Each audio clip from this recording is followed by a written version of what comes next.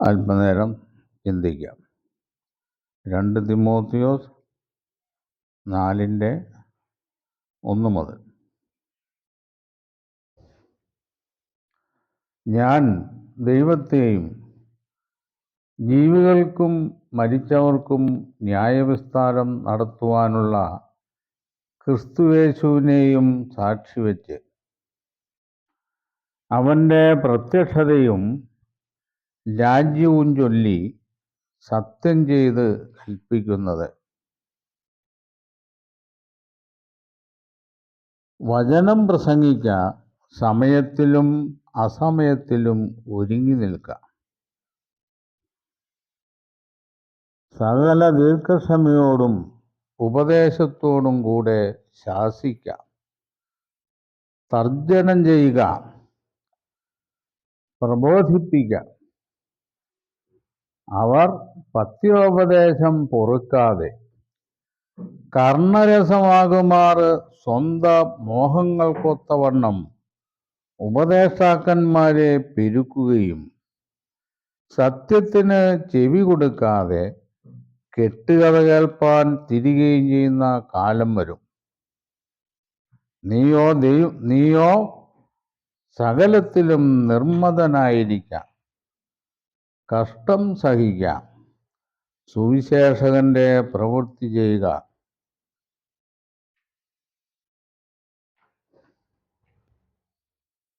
വളരെ പ്രധാനപ്പെട്ട ചില കാര്യങ്ങളാണ് അപ്പോസ്തലൻ ഇവിടെ നമ്മളെ ഓർപ്പിക്കുന്നത്. 1-ാം വാക്യത്തിൽ തന്നെ ദൈവത്തെയും ജീവികൾക്കും മരിച്ചവർക്കും ന്യായവിസ്താരം നടത്തുവാനുള്ള ക്രിസ്തുയേശുവിനെയും സാക്ഷി വെച്ചു. അപ്പോസ്തലന്റെ ഈ വചനങ്ങൾ അതിന് 2 സാക്ഷികളെ അപ്പോസ്തലൻ നമ്മളെ കാണിക്കുക. ഒന്ന് പിതാവായ ദൈവമാണ്. രണ്ടാമത്തെ സാക്ഷി മരിച്ചവർക്കും ജീവിച്ചിരിക്കുന്നവർക്കും ന്യായവിസ്താരം നടത്തുവാനുള്ള ക്രിസ്തുയേശു. ഈ 2 സാക്ഷികളെ വെച്ചുകൊണ്ട് അപ്പോസ്തലന്റെ വിഷയം ഏതാണെന്ന് നമ്മൾ പരിശോധിക്കുമ്പോൾ യേശുക്രിസ്തുവിൻ്റെ പ്രത്യക്ഷതയും രാജ്യവും ചൊല്ലി എന്നാണ്. യേശുക്രിസ്തുവിൻ്റെ പ്രത്യക്ഷത, രാജ്യം. യേശുവിൻ്റെ പ്രത്യക്ഷത എന്ന് പറയുന്നത് 2-ാം വരവിനെ കുറിച്ചാണ്. 2-ാം വരവ് കർത്താവിൻ്റെ ഉദ്ദേശം രാജ്യം സ്ഥാപിക്കുക എന്നുള്ളതാണ്. കർത്താവ് ഒന്നാമത് വന്നപ്പോൾ തൻ്റെ ശിഷ്യന്മാരെ ഒരു രാജ്യത്തെക്കുറിച്ചുള്ള പ്രത്യാശയും പ്രതീക്ഷയും വച്ചുകൊള്ളേണ്ടതിന് ഒരു പ്രാർത്ഥന അവരെ പഠിപ്പിക്കുന്നുണ്ട്. സ്വർഗസ്ഥനായ ഞങ്ങളുടെ പിതാവേ, നിന്റെ നാമം വിശുദ്ധീകരിക്കപ്പെടണം, നിന്റെ രാജ്യം വരണം എന്നുള്ള പ്രാർത്ഥനയാണ്. ആ രാജ്യം സ്ഥാപിക്കുന്നത് കർത്താവിൻ്റെ 2-ാമത്തെ വരവിലാണ്. അതാണ് പ്രത്യക്ഷതയും രാജ്യവും ചൊല്ലി എന്ന് പറയുന്നത്. പ്രത്യക്ഷതയെക്കുറിച്ചും രാജ്യത്തെക്കുറിച്ചും അത് നമ്മൾ വെവ്വേറെ പഠിക്കേണ്ട വിഷയങ്ങളാണ്. ഇപ്പോൾ കർത്താവിൻ്റെ രാജ്യത്തിനു വേണ്ടി നാം മുന്നമേ തന്നെ ഒരുങ്ങി കാത്തിരിക്കണമെന്നാണ്. സകല ദീർഘക്ഷമയാലും ഉപദേശത്തിൻ്റെ ഉറപ്പിലും നമ്മൾ ഈ രാജ്യത്തിനു വേണ്ടി കാത്തിരിക്കേണ്ടവരാണ്.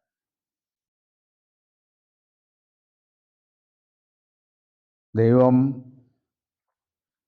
തൻ്റെ രാജ്യം സ്ഥാപിപ്പാൻ ഒരു സമയം നിശ്ചയിച്ചിട്ടുണ്ടെന്ന് നമുക്ക് പ്രവചനങ്ങളിൽ നിന്നൊക്കെ മനസ്സിലാക്കാൻ പറ്റും.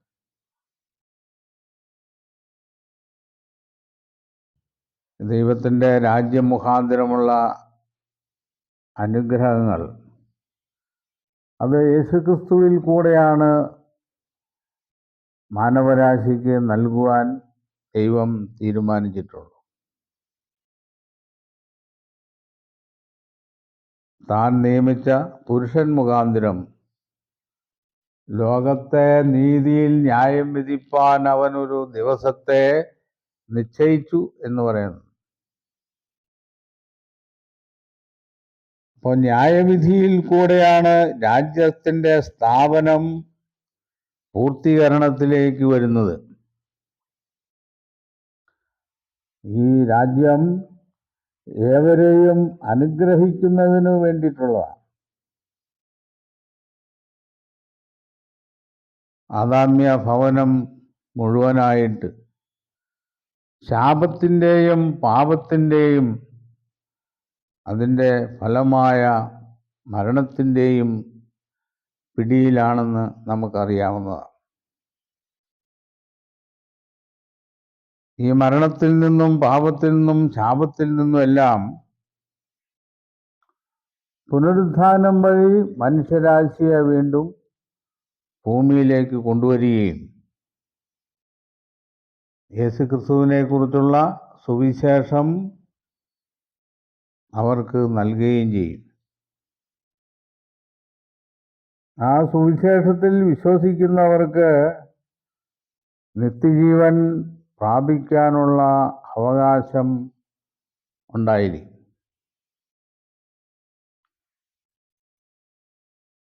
ഇങ്ങനെയുള്ള സത്യവിശ്വാസങ്ങളാണ് കർത്താവും അപ്പോസ്തലന്മാരും തങ്ങളുടെ ജീവിതകാലത്ത് മനുഷ്യരാശിക്ക് നൽകിയിട്ട് പോയത്. എന്നാൽ അപ്പോസ്തലന്മാരുടെ കാലശേഷം ഈ സത്യവചനങ്ങൾക്കെല്ലാം പകരമായിട്ട് ക്രൈസ്തവ മതവിഭാഗങ്ങളിൽ അസത്യങ്ങൾ വളരുവാനും പ്രചരിക്കുവാനും അത് വിശ്വസിക്കുവാനും തുടങ്ങി. അതിനെക്കുറിച്ചാണ് പറയുന്നത്, അവർ പത്യോപദേശം പൊറുക്കാതെ കർണരസമാകുമാറ് സ്വന്തം മോഹങ്ങൾക്കൊത്തവണ്ണം ഉപദേഷ്ടാക്കന്മാരെ പെരുക്കുകയും. എവിടെ നോക്കിയാലും വേദപുസ്തകത്തിൻ്റെ ഉപദേഷ്ടാക്കന്മാരുടെ സംഖ്യ വളരെ വലുതാണ്. അവർ പറയുന്നതൊന്നും വേദത്തിന് യോജിക്കുന്ന വിധത്തിലുള്ള ആശയങ്ങളല്ല, സത്യത്തിന് വിരോധമായിട്ടുള്ള ആശയങ്ങൾ. അത് കർണരസമാകുമാറ് എന്നാണ്. യഥാർത്ഥമായ സത്യത്തിൻ്റെ ആ വ്യാഖ്യാനം അത്ര കർണരസമല്ല. ഇപ്പോൾ പാപത്തിൻ്റെ ശമ്പളം മരണമാണെന്ന് പറഞ്ഞാൽ അത്ര വിവരവുമില്ല. നരകമാണെന്ന് പറയാനാണ് കുറേ കൂടെ ഭംഗിയായിട്ട് തോന്നുന്നത്. നരകത്തിനുള്ള നിർവചനം കണ്ടുപിടിച്ചതാരാന്ന് ഇതുവരെ ഒരു തെളിവില്ല. കെടാത്ത തീയ്, ചാകാത്ത പുഴു, മാത്രമല്ല കോടിക്കണക്കിന് ആത്മാക്കൾ ഇതിൽ കിടന്ന് വെന്ത് നശിക്കാതെ കഴിഞ്ഞുകൂടും. അതുകൊണ്ട് നിങ്ങളും ആ നരകത്തിലേക്ക് പോകും. ആ നരകത്തിൽ പോകാതിരിക്കാൻ അതിനുവേണ്ട കർമ്മങ്ങളൊക്കെ ചെയ്യണം. ഇങ്ങനെയൊക്കെ പറയുന്നതാണ് കർണരസമാകുന്ന ഉപദേശങ്ങൾ. പാപമോചനത്തിനായി മാനസാന്തരവും യേശുക്രിസ്തുവിലുള്ള വിശ്വാസവും മതിയെന്ന് പറയുന്നത് കർണരസമല്ല. അത് സ്വീകരിക്കാനും അനുഷ്ഠിക്കാനും താല്പര്യപ്പെടുന്നവരും കുറവാണ്. നമ്മുടെ കർത്താവ് യോർദാനിൽ സ്നാനമേറ്റു.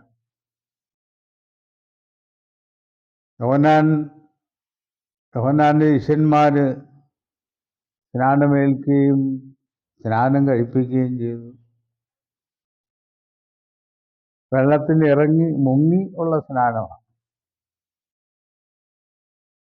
ഇപ്പോൾ ഉള്ള സ്നാനങ്ങൾ എങ്ങനെയാ? അറിവില്ലാത്തവരെ സ്നാനപ്പെടുത്താം, കുഞ്ഞുങ്ങളെ സ്നാനപ്പെടുത്താം. അത് സ്നാനം എങ്ങനെയാ? വെള്ളം തളിച്ചു വിടുക. അപ്പൊ സ്നാനം, മുഴുകൽ സ്നാനം, മുങ്ങിയുള്ള സ്നാനം, അതിൻ്റെ അർത്ഥം എന്താണെന്ന് മനസ്സിലാക്കാൻ കഴിയാതെ, അത് മനസ്സിലാക്കാൻ ഉള്ള വഴികൾ തേടാതെ സ്നാനമെന്നും പറഞ്ഞ് വെള്ളം തളിച്ചു വിടുക. അത് മാനസാന്തര സ്നാനമാണോ, ജ്ഞാനസ്നാനമാണോ, ഏത് സ്നാനമാണെന്ന് ഇത് ചെയ്യുന്നവർക്ക് പോലും അറിയാൻ പാടില്ല. ഒന്നും അറിയാൻ മേലാത്ത കുഞ്ഞിനെ കൊണ്ട് ഈ സ്നാനപ്പെടുത്തുന്നു. എങ്ങനെയുള്ളവരെ സ്നാനപ്പെടുത്താനാ അപ്പോസ്തലന്മാരോട് കർത്താവ് പറഞ്ഞത്? കേൾക്കുകയും വിശ്വസിക്കുകയും ചെയ്യുന്നവരെ സ്നാനപ്പെടുത്തുക.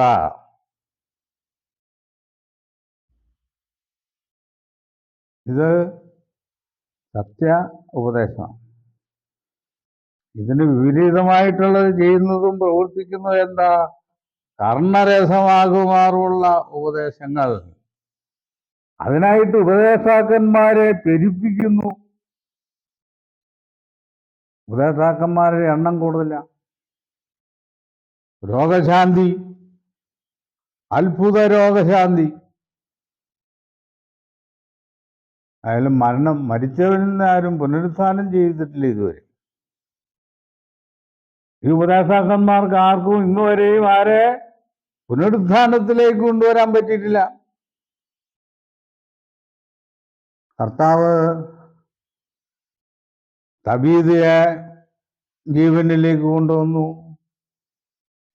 ലാസറിനെ, കല്ലറയിൽ വെച്ച് 4 ദിവസമായ ലാസറിനെ ജീവനിലേക്ക് കൊണ്ടുവന്നു.